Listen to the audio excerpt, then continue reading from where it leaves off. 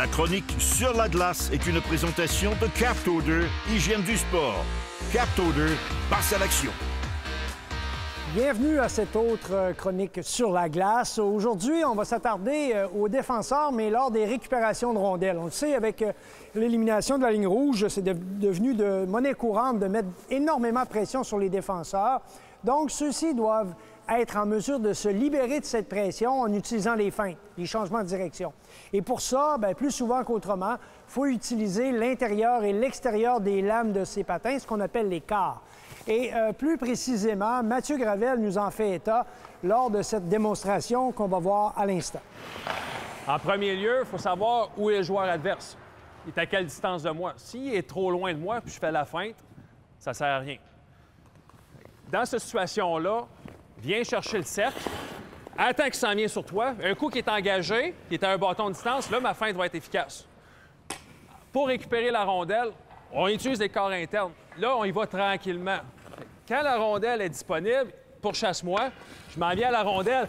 1, 2, je viens vers le milieu, et là, je m'évade sur le côté. Et lui, il faut que ses orteils pointent là-bas.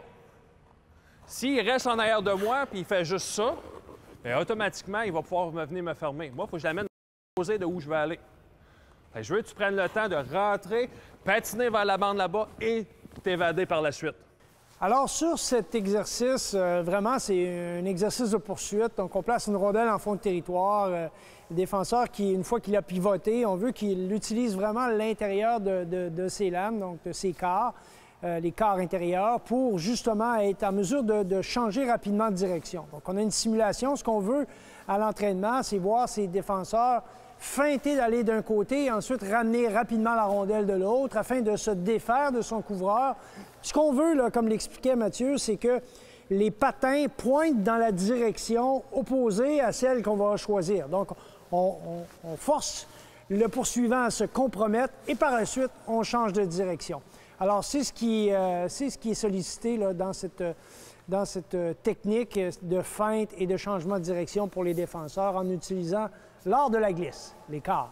Alors, sur cette deuxième animation, on voit qu'on travaille avec des groupes restreints. Hein? Là, il y a un joueur de chaque côté, donc que ce soit des attaquants ou défenseurs. Vous pouvez faire des petits ateliers comme ça pour travailler dans les coins, les 4 coins de patinoire. Vous pouvez faire aussi la même chose dans le centre de la glace, évidemment. Mais l'idée, c'est d'utiliser les bandes. Donc, on place une rondelle en fond de territoire. Le défenseur est en simulation. Donc, il recule, pivot, fait face à la rondelle, va chercher celle-ci, fait une première passe. Le joueur qui a reçu la passe redonne la rondelle à celui qui est devant. Ça peut être l'entraîneur ou un coéquipier défenseur. On relance encore la rondelle en fond de territoire, comme l'animation le démontre.